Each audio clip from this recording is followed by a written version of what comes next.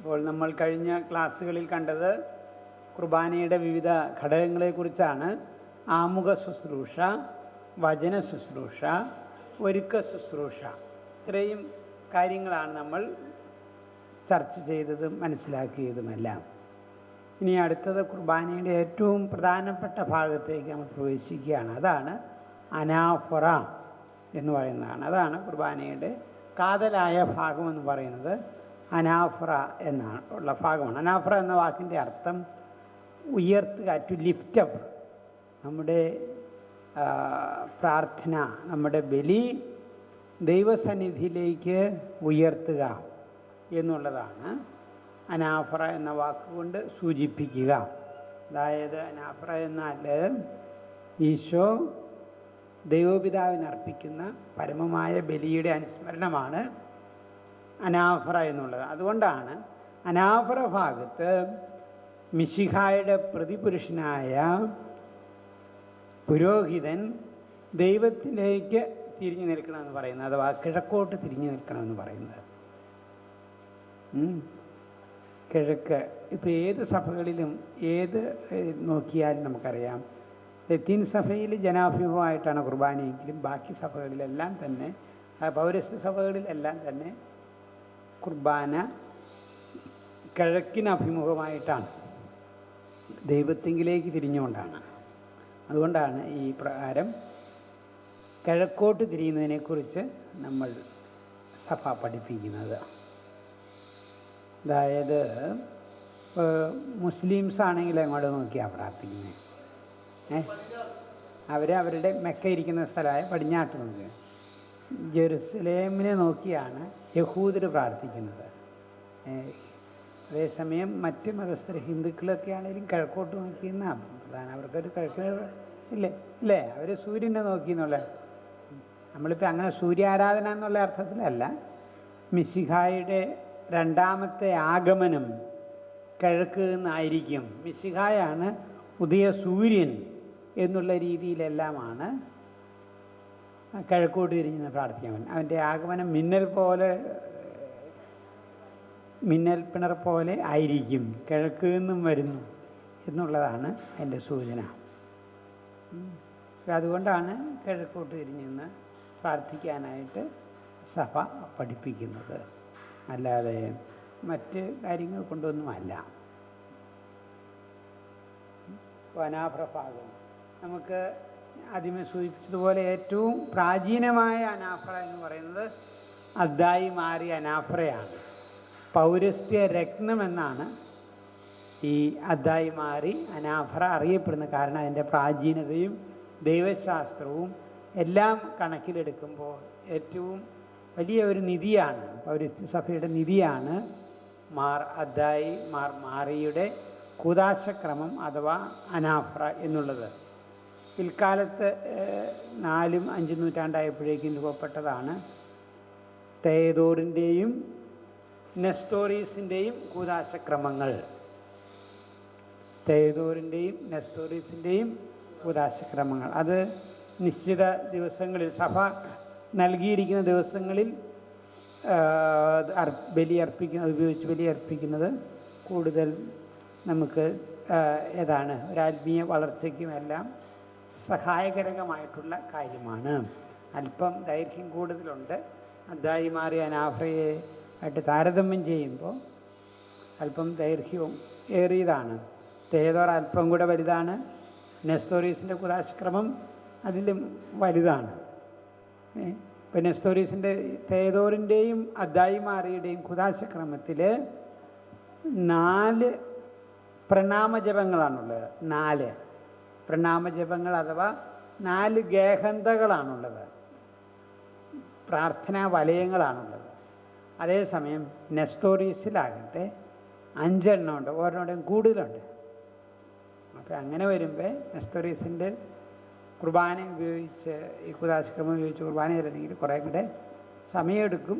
എങ്കിലും കുറേ ഐച്ഛികങ്ങൾ അതിനകത്ത് കൊടുത്തിട്ടുണ്ട്, കുറേ പ്രാർത്ഥനകൾ അതിനകത്ത് ഉപേക്ഷിക്കാവുന്നതാണ് എന്ന് കൊടുത്തിട്ടുണ്ട്. അപ്പം അങ്ങനെ വരുമ്പോൾ ഒത്തിരി സമയമൊന്നും കൂടുതലെടുക്കുകയുമില്ല.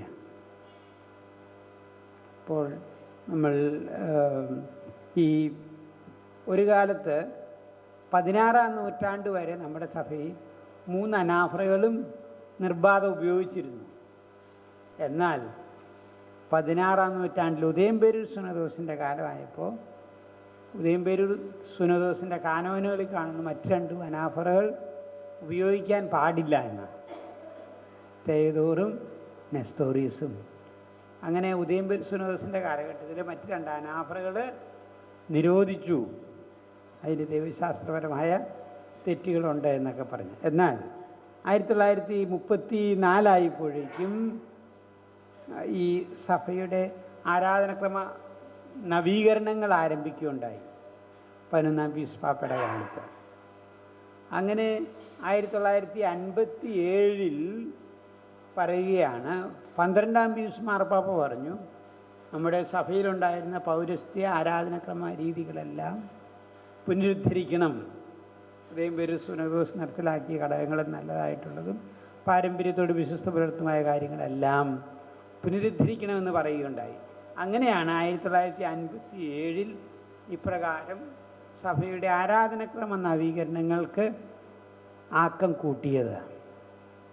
1957 അതിൻ്റെ ഫലമായിട്ടാണ് 2013 നെസ്തോറീസിൻ്റെ അല്ല തേദോറിൻ്റെ അനാഫറ സഭയിൽ നിലവിൽ വന്നു. 2013 നെസ്തോറീസിൻ്റെ അല്ല തേദോറിൻ്റെ അനാഫറ. അതേസമയം വീണ്ടും 5 വർഷം കഴിഞ്ഞാണ് നെസ്തോറീസിൻ്റെ അനാഫറ സഭയിൽ ആവിർഭാവത്തിലായത്. സഭയിൽ നടപ്പിലാക്കിയത് 2018 നെസ്തോറീസിൻ്റെ അനാഫറ നടപ്പിലായത്. ഇപ്പോൾ 5 വർഷം കഴിഞ്ഞാണ്.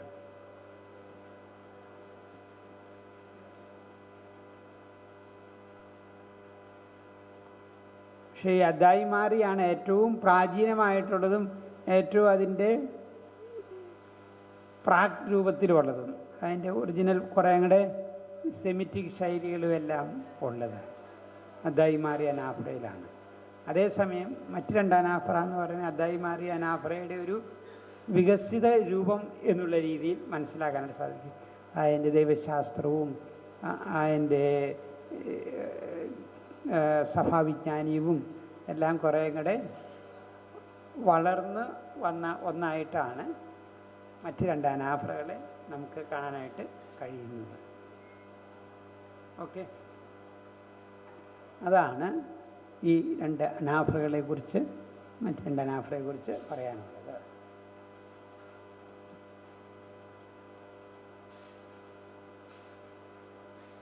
അപ്പോൾ അദ്ദായിമാറി അനാഫറ 2-ാം നൂറ്റാണ്ടിലാണ് രചിക്കപ്പെട്ടതെന്ന് പറഞ്ഞില്ലേ. 2-ാം നൂറ്റാണ്ടിൻ്റെ അവസാനം രചിക്കപ്പെട്ടതാണ്, 2 അല്ലെങ്കിൽ 3-ാം നൂറ്റാണ്ടിൻ്റെ ആരംഭത്തിൽ രചിക്കപ്പെട്ടതാണ്. പിന്നെ അത് എപ്പോഴൊക്കെയാണ് ചെല്ലുന്നതെന്ന് നമ്മൾ ഇന്നലെ പറഞ്ഞതാണ്. ഇനി അടുത്തത് അദ്ദായിമാറി അനാഫറയുടെ ഘടന. അദ്ദായിമാറി അനാഫറയുടെ ഘടനയെക്കുറിച്ച് പറയുമ്പോൾ പ്രധാനമായിട്ടും ഇങ്ങനെ 4 കാര്യങ്ങളാണുള്ളത്. 4 ഗേഹന്താവൃത്തങ്ങളാണ്, അഥവാ പ്രണാമജപ വലയങ്ങളാണുള്ളത്. 4 എണ്ണം ഈ കൊടുത്തേക്കണോ? 4 എണ്ണമാണുള്ളത്. 4 ഗേഹന്ത സൈക്കിൾസ്. ഈച്ച് ഗേഹന്ത സൈക്കിളിലും ഓരോ ഗേഹന്ത വലയത്തിലും ഇങ്ങനെ 4 കാര്യങ്ങളുമുണ്ട്. ഏതൊക്കെയാണ്? പ്രാർത്ഥനാഭ്യർത്ഥന, പിന്നെ ഏതാണ്? കുശാപ്പ, പിന്നെ ഏതാണ്? ഗേഹന്ത കാനോന. ഇങ്ങനെ 4 എണ്ണമാണ്. ഓരോ പ്രണാമ ജപത്തിലും ഓരോ ഗേഹന്തകളിലും ഇങ്ങനെ 4 ഘടകങ്ങളും ഉണ്ട്.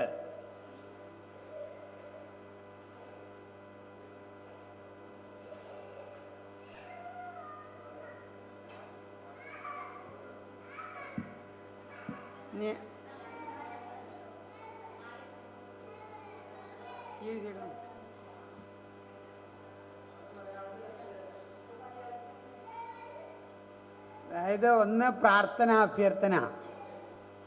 2 കൂശാപ്പ അല്ലെങ്കിൽ രഹസ്യ പ്രാർത്ഥന, 3 ഗേഹന്ത അല്ലെങ്കിൽ പ്രണാമജപം, 4 കാനോന അല്ലെങ്കിൽ ദൈവസ്തുതിപ്പ് എന്ന് പറയാനായിട്ട് സാധിക്കും.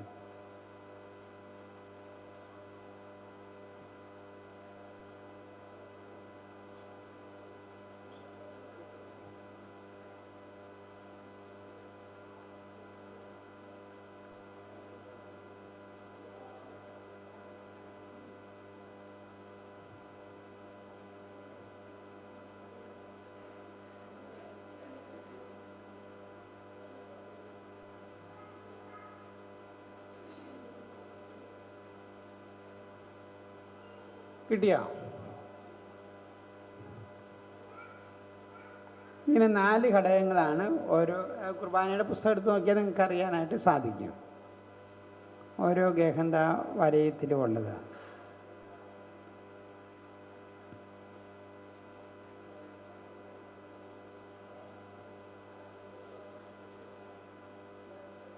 കണ്ടില്ലേ? ഇനി നമുക്ക് ഇതിലെ ഓരോ പ്രണാമജപങ്ങളും കാണുക. ഈ 16 ഘടകങ്ങളുണ്ടോയെന്ന് നോക്കേണ്ടി വരും. ഓരോ പ്രണാമജപത്തിലും 4 ഘടകങ്ങളുണ്ടെന്നല്ലേ പറഞ്ഞേ? അതിനെക്കുറിച്ച് നമുക്ക് കാണാം. ഏതിലാ? നെസ്തോറിയസ്. നമ്മളിപ്പോൾ അദായി മാറിയുടെയാണ് കാണുന്നത്. നെസ്തോറിയസിൽ 5 എണ്ണമുണ്ട്. നമ്മളിപ്പോൾ അദായി മാറിയുടെ ഘടനയാണ് മനസ്സിലാക്കുന്നത്. അപ്പോൾ ഒന്നാമത്തെ പ്രാർത്ഥന പ്രണാമജപ വൃത്തത്തിൽ സഹായ അഭ്യർത്ഥന ഉണ്ടോയെന്ന് നോക്കിക്കേ. ഇല്ലേ? കർത്താവെ ആശീർവദിക്കണമേ, ഇല്ലേ? പിന്നെയുള്ളത് കൂശാപ്പ, രഹസ്യ പ്രാർത്ഥനയുണ്ടല്ലോ.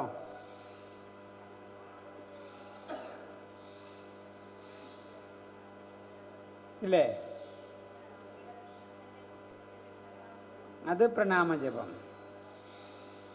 കൂശാപ്പ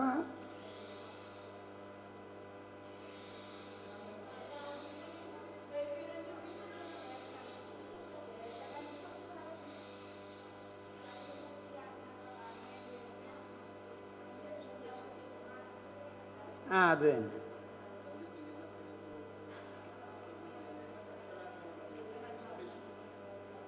അല്ല, ഇത് കണ്ടോ? കർത്താവും ദൈവവുമായ മിശിഹായെ ഞങ്ങളുടെ നിരവധിയായ പാപങ്ങൾ പരിഗണിക്കുക. ബലിപീഠ പ്രവേശന പ്രാർത്ഥനയല്ല, സഹായാഭ്യർത്ഥന.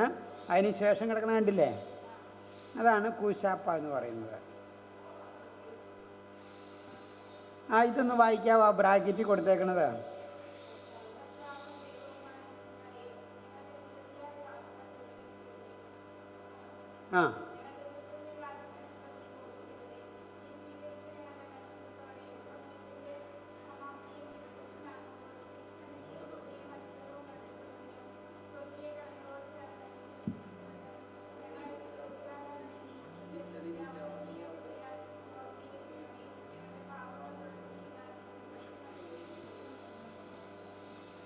ഓക്കെ, അതാണ് ഒന്നാമത്തെ കൂശാപ്പ എന്ന് പറയുന്നത്. അതാണ് ഒന്നാമത്തെ കൂശാപ്പ. ഇനി അടുത്തത് ഒന്നാമത്തെ കൂശാപ്പ ഏതാണെങ്കിൽ അതിനകത്ത് പ്രധാനമായിട്ടും പ്രാർത്ഥിക്കുന്നത് ഞങ്ങളുടെ പാപങ്ങൾ പരിഗണിക്കരുത്, ഞങ്ങളുടെ പാപങ്ങൾ പരിഗണിക്കാതെ ഞങ്ങളുടെ ദുഷ്ടതയുടെ ആധിക്യം കണ്ട് നീ കോപിക്കരുത്, നീ വീണ്ടും പ്രത്യക്ഷനാകുമ്പോൾ നിന്നോടുകൂടെ അനുഗ്രഹം കണ്ടെത്തുന്നതിനും നിന്നെ സ്തുതിക്കാനും ഞങ്ങളെ യോഗ്യരാക്കണമേ, അതിനുവേണ്ടി ഈ ബലി പൗത്രീകരിക്കണമേ, ഞങ്ങളുടെ പാപങ്ങൾ തുടച്ചു നീക്കാനും ശക്തി. അപ്പോൾ ഒരു അനുതാപത്തിൻ്റെ ഒരു മനോഭാവത്തോടു കൂടിയാണ് ഇത് പ്രാർത്ഥിക്കുന്നത്. ഒന്നാമത്തെ കൂശാപ്പ കാർമ്മികൻ്റെ രഹസ്യമായ പ്രാർത്ഥനയാണ്. കാർമ്മികനൊരു ഒരുക്കം പോലെ ബലിയർപ്പിക്കാനുള്ള യോഗ്യത നൽകണമേ എന്നുള്ള രീതിയിൽ രഹസ്യാത്മകമായിട്ട് പ്രാർത്ഥിക്കുന്നതാണ്. കൂശാപ്പ എന്ന് പറഞ്ഞ അർത്ഥം രഹസ്യ പ്രാർത്ഥന അല്ലെങ്കിൽ താഴ്ന്ന സ്വരത്തിൽ ചെല്ലുന്ന പ്രാർത്ഥനയാണ് കൂശാപ്പ. എല്ലാ ഗേഹന്തയ്ക്കും മുമ്പ് കൂശാപ്പ കാണാനായിട്ട് സാധിക്കും. അല്ല, ഇനി അടുത്തത് ഈ അദായി മാറിയ അനാഫ്രയുടെ ഘടനയെക്കുറിച്ചും അതിൻ്റെ പ്രാധാന്യത്തെക്കുറിച്ചും പിന്നെ ഞാൻ ബ്രാക്കറ്റിൽ കൊടുത്തിട്ടുണ്ട്. അതൊന്ന് വായിക്കാമോ?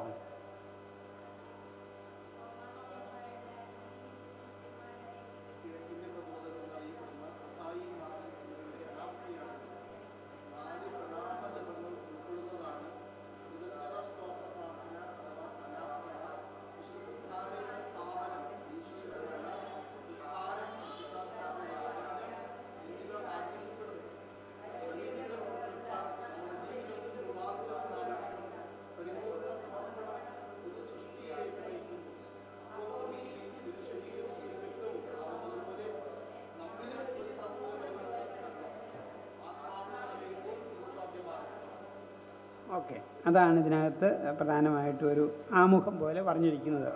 അപ്പോൾ അതിനകത്ത് പറഞ്ഞിട്ടില്ലേ 4 പ്രണാമജപങ്ങൾ ഉള്ളതായിട്ട് പറഞ്ഞിട്ടില്ലേ?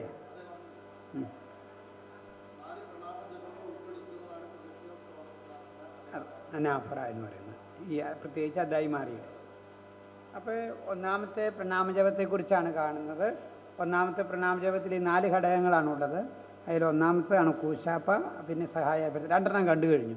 ഇനി അടുത്തത് ഒന്നാം പ്രണാമജപം അല്ലെങ്കിൽ ഒന്നാമത്തെ ഗേഹന്ത. ഒന്നാം ഗേഹന്ത എന്ന് പറയുന്നത് വാസ്തവത്തിലൊരു ഒരുക്കമാണ്. ഒരുക്ക പ്രാർത്ഥന പോലെ നിലകൊള്ളുന്നു.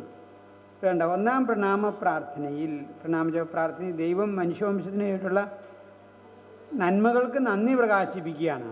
ഒരു നന്ദി പ്രകാശനം പോലെ നിലകൊള്ളുകയാണ്. പിന്നെ ഈ ബലി യോഗ്യതയോടെ അർപ്പിക്കാൻ അനുഗ്രഹം യാചിക്കുന്നു.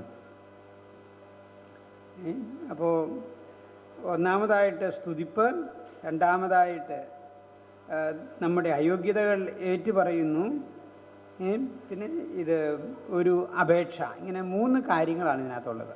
സ്തുതിപ്പ്, അയോഗ്യതയുടെ ഏറ്റുപറച്ചിൽ, പിന്നെ അപേക്ഷ. യോഗ്യതയോടെ ബലിയർപ്പിക്കാനുള്ള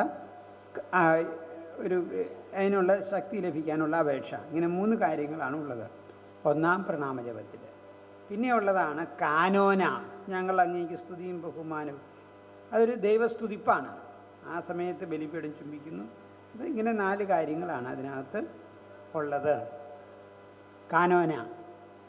പിന്നെയുള്ളതാണ് സമാധാന ആശംസ. സമാധാനം ആശംസിക്കുക.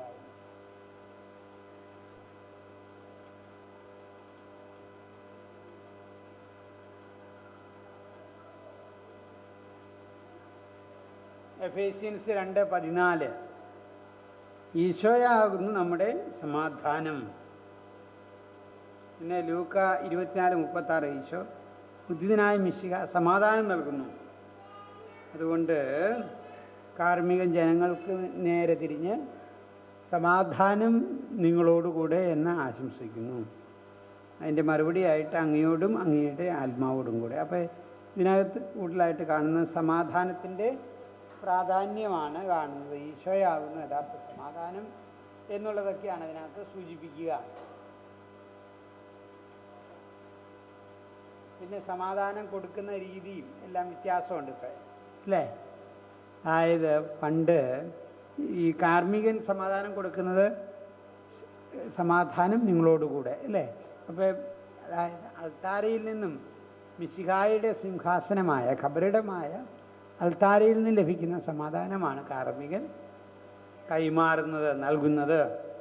അപ്പോൾ പണ്ട് സഹോദര മിശിഹായുടെ സ്നേഹം നിങ്ങൾ സമാധാനം ആശംസിക്കുമെന്നാണ്. വെറും ഒരു ഗ്രീറ്റിങ്സ് മാത്രമല്ല, ഒരു ആശംസയല്ല, മറിച്ച് ഈ സമാധാനം പരസ്പരം നൽകുക എന്നുള്ളതാണ് അതിൻ്റെ അർത്ഥം. അതായത് നമുക്കവിടെ നിന്ന് കിട്ടുന്നതാണ് മിശിഹായിൽ നിന്ന് നൽകുന്ന സമാധാനം പരസ്പരം കൈമാറുക എന്നുള്ളതാണ് അതിൻ്റെ അർത്ഥമായിട്ട് നിലകൊള്ളുക. അപ്പോൾ അങ്ങനെ അപ്പോൾ ഒരു ചെറിയ വ്യത്യാസം അതിനകത്ത് പുതിയതിൽ വന്നിട്ടുണ്ട്. പിന്നെ യഹൂദ പാരമ്പര്യത്തിലും എല്ലാം ഇപ്രകാരം സമാധാനം കൊടുക്കുന്ന ഒരു രീതി ഉണ്ടായിരുന്നു. അതിൽ നിന്നുമാണ് ഈശോയുടെ മനുഷ്യാവതാര വേളയിലും എന്നാ പറഞ്ഞാൽ അത്യുന്നതനും ദൈവത്തിന് സ്തുതി, ഭൂമിയിൽ സന്മനസ്സുള്ളവർക്ക് സമാധാനം. ആട്ടിടയന്മാരെ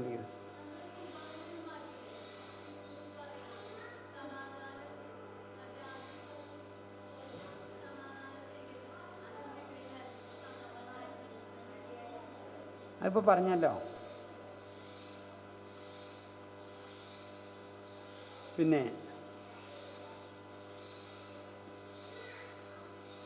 നമ്മൾ അനാഫ്രയുടെ ആരംഭത്തിലാണ് സമാധാനം കൊടുക്കുന്നത് അല്ലേ? ലത്തീൻ പാരമ്പര്യത്തിലാണെങ്കിൽ അവസാനം അധികാര സ്വീകരണത്തിന് തൊട്ട് മുമ്പായിട്ടാണ് സമാധാനം കൊടുക്കുക. സമാധാനം നിങ്ങളോടുകൂടെ, ശ്ലാമ അമുഹോൻ എന്നാണ് സുറിയാനി പറയുന്നത്. അങ്ങയോടും അങ്ങയുടെ ആത്മാവോടും കൂടെ. ഫിലിപ്പിയെ 4:23. പിന്നെ നമ്മൾ പറഞ്ഞ എഫേസ്യൻസ് 2:14. ഇതെല്ലാം പ്രധാനപ്പെട്ടതാണ്. എങ്ങനെയാണ് സമാധാനം കൊടുക്കുന്നത്? സമാധാനം നൽകുന്നത് കൊടുക്കുന്നയാൾ തൻ്റെ കൂപ്പുകൈ സ്വീകരിക്കുന്ന ആളിൻ്റെ കൈപ്പത്തികൾക്കുള്ളിൽ വെച്ചുകൊണ്ടാണ് സമാധാനം കൊടുക്കുന്നത്. നമ്മൾ എങ്ങനെയാണ് കൊടുക്കുന്നതെന്ന് കൊടുത്തു നോക്കിയേ, ശരിയാവുമെന്ന്. കൊടുക്കുന്നയാൾ കൂപ്പുകയിലും മറ്റേയാൾ തൻ്റെ സ്വീകരിക്കുന്ന ആളിൻ്റെ കൈപ്പത്തികൾക്കകത്ത് വെച്ച് കൊടുക്കുന്നു.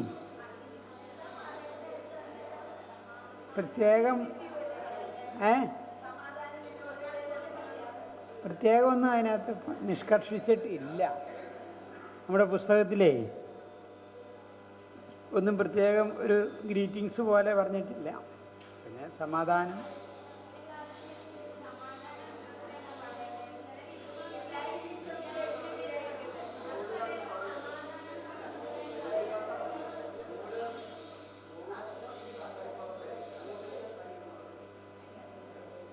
അന്നേരം തുടരുന്നൊക്കെ പറഞ്ഞായിരുന്നു. അതാണ് കൂപ്പുകൈകളോട് ശിരസ് നമിച്ചുകൊണ്ട് സമാധാനം കൊടുക്കാൻ നമ്മൾ പറഞ്ഞിട്ടുണ്ട്. നമ്മുടെ ഈ കുർബാനയുടെ പൊതുനിർദ്ദേശത്തിലേ മിശിഹായുടെ സമാധാനം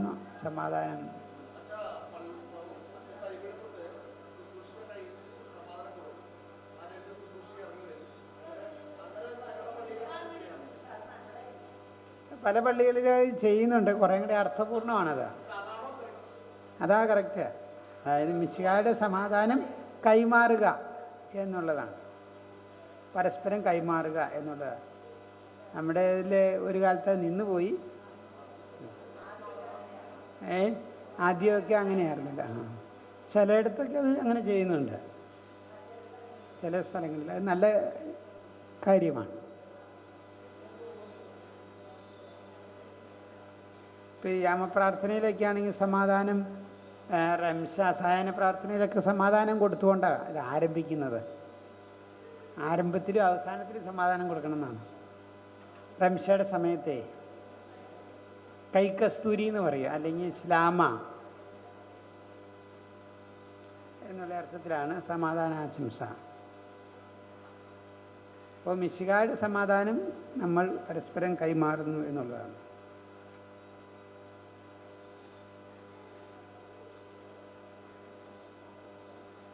അപ്പോൾ ഇതിൻ്റെ അർത്ഥം പരസ്പര വിദ്വേഷത്തിൽ നിന്നും കോപത്തിൽ നിന്നും എല്ലാം ഹൃദയത്തെ വിശുദ്ധീകരിക്കുന്നതിൻ്റെ അടയാളമായിട്ടാണ്.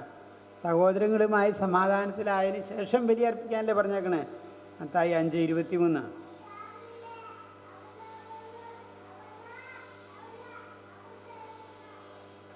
സമാധാന ആശംസ ജനങ്ങൾക്ക് വേണ്ടിയുള്ള ഒരു പുരോഹിത പ്രാർത്ഥന എന്നാണ് ചില ആരാധനക്രമ വ്യാഖ്യാതാക്കൾ സൂചിപ്പിച്ചിരിക്കുന്നത്. കാരണം മിശിഹ പീഡാസഹനത്തിന് മുമ്പ് ശിഷ്യർക്ക് നൽകിയ സമാധാനത്തെ പുരോഹിതൻ്റെ ഈ സമാധാനാശംസ സൂചിപ്പിക്കുന്നു. യോഹന്നാൻ 14:27 പീഡാസഹനത്തിന് മുമ്പ് ശിഷ്യന്മാർക്ക് സമാധാനം നൽകിയായിരുന്നു. ആ ഒരു സൂചനയാണുള്ളത്. പിന്നെ ഉദ്ധിതനായ മിശിഹ ശിഷ്യന്മാർക്ക് നൽകിയ സമാധാനം എന്നും ഈ സമാധാനാശംസയെ വ്യാഖ്യാനിക്കുന്നവരുണ്ട്.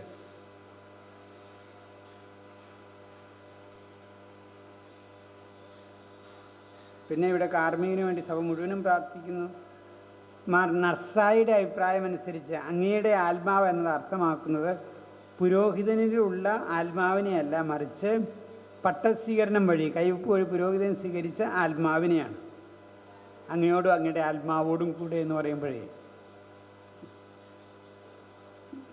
വെറും ഭൗതികമായിട്ടുള്ള ആത്മാവിനെ അല്ല, മറിച്ച് ആധ്യാത്മികമായിട്ടുള്ള ആത്മാവ്, അതായത് പുരോഹിത സ്വീകരണം വഴി ലഭിച്ച ആത്മാവിനെയാണ് സൂചിപ്പിക്കുക. റൂഹായുടെ ശക്തി പുരോഹിതൻ സ്വീകരിക്കുന്നു. അതുവഴിയാണ് ദൈവിക രഹസ്യങ്ങൾ പൂർത്തിയാക്കാൻ അദ്ദേഹത്തിന് കഴിയുന്നത്. ആ കൃപയെയാണ് പുരോഹിതൻ്റെ ആത്മാവൻ ജനം വിളിക്കുന്നത്.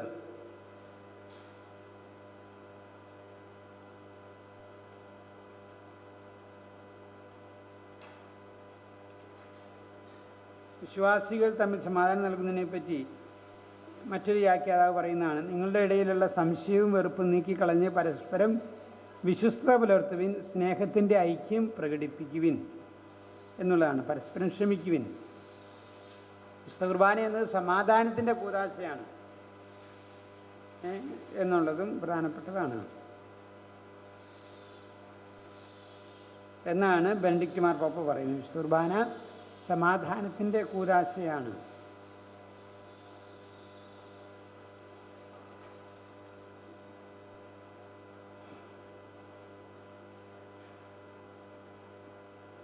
ഇനി ഈ സമാധാനം കഴിയുമ്പോൾ ഉള്ള ഒരു ഘടകമാണ് ഡിപ്റ്റിക്സ് എന്ന് പറയുന്നത്.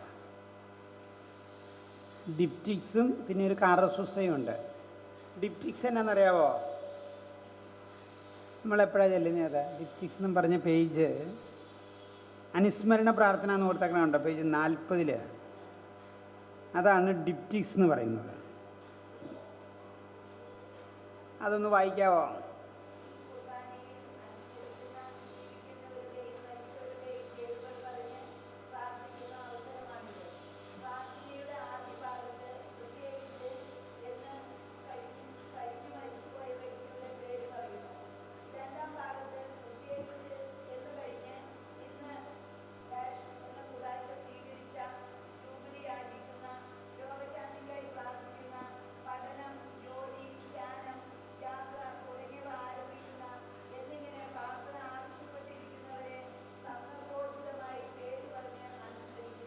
അപ്പോൾ ഡിപ്റ്റിക്സ് എന്ന് പറഞ്ഞാൽ അതിൻ്റെ അർത്ഥം അനുസ്മരണ പ്രാർത്ഥന എന്നാണ്.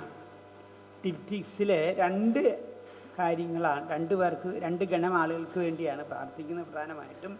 1 മരിച്ചവർക്ക് വേണ്ടിയും 2 ജീവിച്ചിരിക്കുന്നവർക്ക് വേണ്ടിയും. പണ്ട് ഡിപ്റ്റിക്സ് എന്ന് പറയുന്നത് ഒരു പലകയായിരുന്നു. ഒരു പലകയുടെ 2 വശങ്ങളിൽ ഒരു വശത്ത് മരിച്ചവരുടെ പേരെഴുതും, ഒരു വശത്ത് ജീവിച്ചിരിക്കുന്നവരുടെ പേരെഴുതി കുർബാനയിൽ സമർപ്പിച്ച് പ്രാർത്ഥിക്കുന്ന രീതിയായിരുന്നു ഉണ്ടായിരുന്നത്. ഡിപ്റ്റിക്സ്.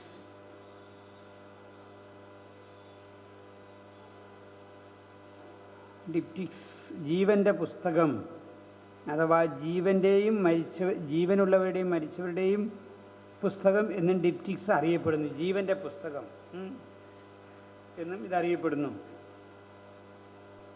ശംശാന ഇത് ചൊല്ലുന്നു. ഈ സമയത്താണ് നമ്മുടെ പ്രത്യേക ആവശ്യങ്ങളെല്ലാം സമർപ്പിച്ച് പ്രാർത്ഥിക്കുന്നത്. വെറുതെ സ്പോണ്ടേനിയസ് പ്രെയർ ചെല്ലാനുള്ള സ്പേസ് നമുക്കില്ല. ഈ സമയത്ത് അതേസമയം നമ്മുടെ ഏതാവശ്യങ്ങളും സമർപ്പിച്ച് പ്രാർത്ഥിക്കാനായിട്ട് സഭ കൽപ്പിച്ച് നൽകിയിരിക്കുന്ന സമയമാണ് ഡിപ്റ്റിക്സ്. ഈ സമയത്ത് നമുക്ക് നമ്മുടെ എല്ലാ ആവശ്യങ്ങളും മരിച്ചവർക്ക് വേണ്ടിയാണെങ്കിലും ജീവിച്ചിരിക്കുന്നവർക്ക് വേണ്ടിയാണെങ്കിലും എല്ലാം പ്രാർത്ഥിക്കാനായിട്ട് സാധിക്കും. ആദ്യം മരിച്ചവരെയാണ് അനുസ്മരിക്കുന്നത്. കാരണം ജീവിതകാലത്ത് അവർ മിശിഹായുടെ ശരീരരക്തങ്ങൾ ഉൾക്കൊണ്ടവരാണ്. അതുകൊണ്ട് ആദ്യം മരിച്ചവരെ ഓർക്കുന്നു.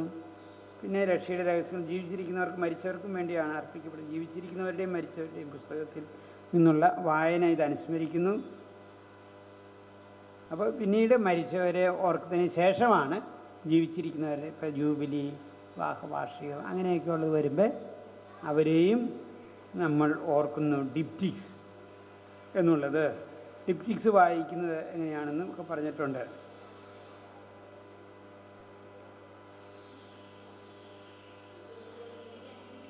ഇപ്പം ഇത് പലരും ചെല്ലാറുണ്ട്. ഇപ്പം പലയിടത്തും അത് ചെല്ലും. അത് പ്രത്യേക അവസരങ്ങളിലൊക്കെ ഡിപ്റ്റിക്സ് മരിച്ചവരുടെ കുർബാനയാണെങ്കിൽ ഈ സമയത്ത് മരിച്ചയാളെ പ്രത്യേകം അനുസ്മരിക്കുന്നത്. നമ്മളിവിടെ ചെല്ലുന്നുണ്ടോ എന്ന് എനിക്കറിയാൻ പാടില്ല. ചില രൂപതയിലൊക്കെ പ്രത്യേക ശുശ്രൂഷയ്ക്ക് പറഞ്ഞു കൊടുക്കണം. അതെ, പിന്നെയാണ് നമുക്കെല്ലാവർക്കും അനുതാപത്തോടും വിശുദ്ധിയോടും കൂടെ തുടങ്ങുന്ന കാറസൂസ ചൊല്ലുന്നത്. അതായത് നമ്മളെപ്രകാരം വിശുദ്ധ കുർബാനയിൽ പങ്കെടുക്കണം എന്നുള്ളൊരു ഓർമ്മക്കുറിപ്പാണ് ഈ ശംശാനയുടെ പ്രഘോഷണം. അവിടുത്തെ രക്ഷാകര പദ്ധതിക്ക് അനുഗ്രഹങ്ങൾക്ക് നന്ദി പ്രകാശിപ്പിക്കേണ്ട വിശ്വാസത്തിൻ്റെ കടമയാണ്. അപ്പോൾ എങ്ങനെ പങ്കെടുക്കണം എന്നുള്ളതാണ്. പാപങ്ങളെ വെറുത്തുപേക്ഷിക്കണം, ദിവ്യരഹസ്യങ്ങൾക്ക് മുമ്പിൽ ആദരപൂർവ്വം നിലകൊള്ളണം. പിന്നെ ഏതാണ് ദിവ്യരഹസ്യങ്ങൾ ആന്തരിക നേത്രങ്ങളോടെ സൂക്ഷിച്ച് വീക്ഷിക്കണം. ഇതൊക്കെയാണ് ഇതിനകത്ത് പ്രത്യേകമായിട്ടും പറയുന്നത്. കണ്ണുകൾ താഴ്ത്തി വിചാരങ്ങൾ സ്വർഗത്തിലേക്ക് ഉയർത്തി ചുങ്കക്കാരനെ പോലെ എളിമയോടുകൂടി ഈ കുർബാനയിൽ പങ്കുചേരണമെന്നുള്ളതാണ്. നിശബ്ദത, ഇതെല്ലാം പ്രധാനപ്പെട്ടതാണ്. ഡിപ്റ്റിക്സ് ഏതാ? ഇതെല്ലാമാണ് ഡിപ്റ്റിക്സും അതിനെ തുടർന്നുള്ള കാറോസൂസയിലും വരുന്നത്. ശുശ്രൂഷയുടെ പ്രഘോഷണം. പിന്നെയാണ് ശോശപ്പ മാറ്റുന്നത്, അല്ലേ? നിങ്ങൾ ശോശപ്പ എടുത്ത് മടക്കി വയ്ക്കുന്നു. ഈ സമയത്ത് ചുറ്റും മടക്കി വയ്ക്കുന്നു.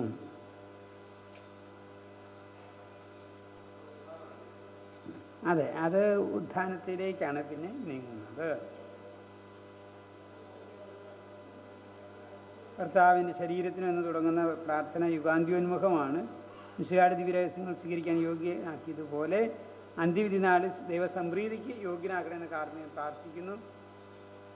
ശോശപ്പ മാറ്റുന്നതിനെക്കുറിച്ച് ഒരു സഭാപിതാവായിട്ടുള്ള നർസായി ഇപ്രകാരം എഴുതുന്നു: ആരാധ്യമായ രഹസ്യങ്ങളെ പുരോഹിതൻ ഈ സന്ദർഭത്തിൽ വെളിവാക്കുകയും അവയ്ക്ക് മുകളിലുണ്ടായിരുന്ന ശോശപ്പ ഒരു വശത്തേക്ക് മാറ്റിയിടുകയും ചെയ്യുന്നു. ശോശപ്പ മാറ്റൽ കർമ്മം ഉത്ഥാനത്തെ സൂചിപ്പിക്കുന്നില്ല. കാരണം കല്ലറയുടെ വാതിക്കലുണ്ടായിരുന്ന കല്ല് ഉത്ഥാന സമയത്തല്ല, പുറത്തിലെ ഉത്ഥാന ശേഷമാണ് കാവൽക്കാർ മാറ്റിയത്. പക്ഷേ ഇവിടെ ശോശപ്പ രഹസ്യത്തിന് ഉത്ഥാനത്തിന് മുമ്പായി പുരോഹിതൻ ശോശപ്പ മാറ്റുന്നു. രാജ്യത്തിൻ്റെ രഹസ്യങ്ങൾ വെളിപ്പെടുത്തപ്പെടുന്നതിനെയാണ് ഇത് സൂചിപ്പിക്കുക. പിന്നെ പല വ്യാഖ്യാതാക്കൾ പല രീതിയിൽ ഇതിനെ വ്യാഖ്യാനിക്കുന്നു. അതേസമയം ശോശപ്പ മാറ്റലിലെ ഉത്ഥാനവുമായി ബന്ധിപ്പിച്ചും വ്യാഖ്യാനിക്കുന്ന ആരാധനക്രമ വ്യാഖ്യാതാക്കളുണ്ട്. കാരണം ഈശോയെ സംസ്കരിച്ചപ്പോൾ അവിടുത്തെ തിരുശരീരം പൊതിഞ്ഞു ചെയ്യുന്ന പട്ടുവസ്ത്രത്തിൻ്റെ പ്രതീകമാണ് ശോശപ്പ. ഈശോയുടെ ഉത്ഥാനശേഷം ഈ വസ്ത്രം കല്ലറയുടെ ഒരു വശത്ത് ചുരുട്ടി വച്ചിരിക്കുന്നതായി കാണപ്പെട്ടു. കബറിടത്തിൽ നിന്ന് മാലാഖ ഉരുട്ടി മാറ്റിയ കല്ലിനെയാണ് ശോശപ്പ സൂചിപ്പിക്കുന്നതെന്ന് തിമോത്തി 2 രഹസ്യങ്ങളുടെ മേലുള്ള വിധി മാറ്റുന്ന കബറിടത്തിങ്കിൽ നിന്ന് കല്ല് മാറ്റുന്നതിൻ്റെ പ്രതിരൂപമാണെന്ന് അബ്ദീശോ എന്ന വ്യാഖ്യാതാവ് സൂചിപ്പിക്കുന്നു. ഇതൊക്കെയാണ് ശോശപ്പ. അപ്പോൾ പൊതുവായിട്ടിത് ഈശോയുടെ മരണാനന്തരം ഉത്ഥാനാനന്തരമുള്ള കച്ച മാറ്റിയിട്ടില്ലേ കല്ലറയെങ്കിൽ, അതിൻ്റെ അടയാളമായിട്ടാണ് ശോശപ്പ മാറ്റൽ കർമ്മം നിലകൊള്ളുന്നത്. പിന്നെയുള്ളതാണ് ധൂപാർപ്പണം. ധൂപാർപ്പണം അതെവിടെ കിടക്കണം? ധൂപാർപ്പണം കൊടുത്തിട്ടില്ലേ? പിതാവ് പുത്രൻ പരിശുദ്ധാത്മാ അങ്ങയുടെ മഹനീയ ത്രിത്വത്തിൻ്റെ നാമത്തിൽ ആശീർവദിക്കുക, ഇത് അങ്ങയുടെ പ്രസാദത്തിനും അജഗണത്തിൻ്റെ പാപങ്ങളുടെ മോചനത്തിനും. അപ്പോൾ ദൈവിക സംപ്രീതിയും പാപമോചനവും, ഇതാണ് ഇതിൻ്റെ ലക്ഷ്യമെന്ന് കാണാനായിട്ട് സാധിക്കും. ഓക്കെ, ഇനി എന്തെങ്കിലും സംശയമുണ്ടോ? എന്തെങ്കിലും സംശയമുണ്ടെങ്കിൽ നമുക്ക് ചോദിച്ചിട്ട് അടുത്തയിലേക്ക് പോകാം. പിന്നെയുള്ളതാണ് ഭാഷണ കാനോന. അപ്പോൾ ഇതുമായിട്ട്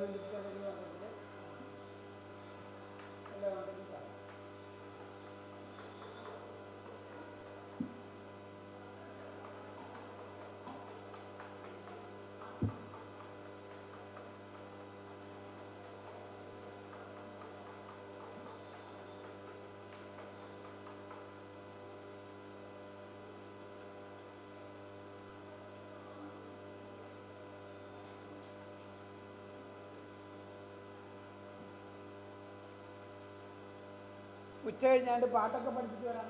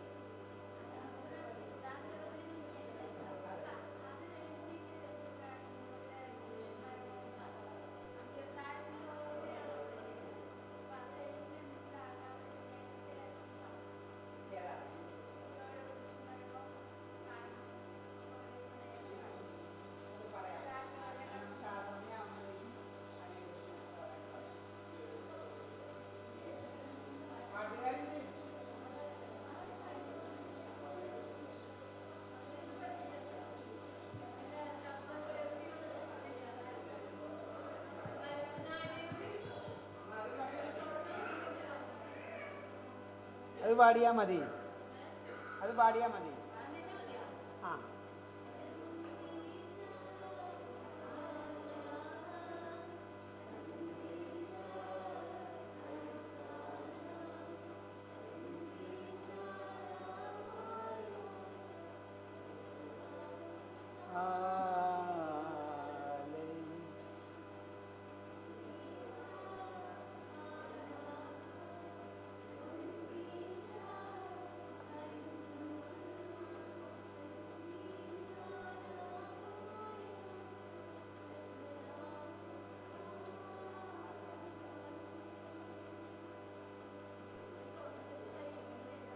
ഏതാ ആദ്യം പറഞ്ഞത് ആറിയും കാലുഹോൻ ശംഭുഹ് കൊല്ലേ അമ്മ ലാലാഹ ഹയ്യ തിരിയാങ്കോലൊക്കെ വെച്ചല്ലേ ട്രയാങ്കിള്.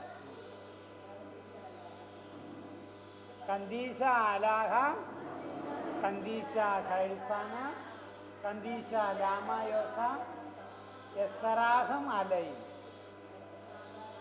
എസ്രാഹം അലൈ എന്ന് പറയുന്നത് ഞങ്ങളുടെ മേൽ കരുണയുണ്ടാകണം. എസ്രാഹം അൽ അയിൻ അയിൻ എസ്രാഹം അലൈ. നമുക്കൊന്ന് എഴുന്നേറ്റിട്ടിരുന്നാലോ എന്നാ, അല്ലെങ്കിൽ 5 മിനിറ്റ് വേണമെങ്കിൽ 5 മിനിറ്റ്.